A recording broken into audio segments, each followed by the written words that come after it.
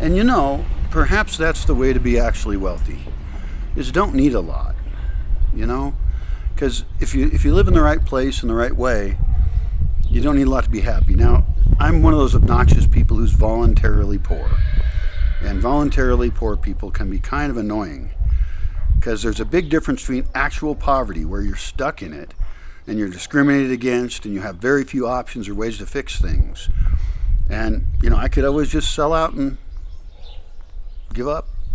And so I have that option. And that's nice to know. It would be hardcore for me.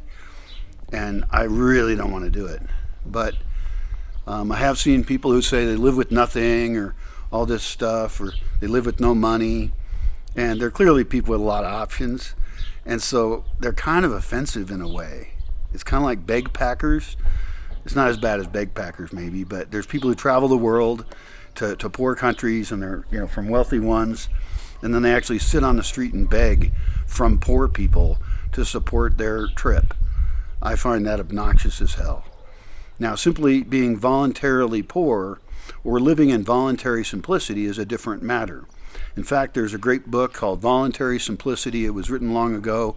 I actually met the author at one point. Really nice lady. And I think that's something to explore for all of us, because living in theoretical wealth, having so many products and things we have to change the batteries all the time, or that they wear out and we have to replace them, and we have to make sure they don't get stolen, or whatever it is. Our shit owns us too much. And if we have less shit, we actually might have a much happier life. In my case, I do have too much shit, but my plan is to share it.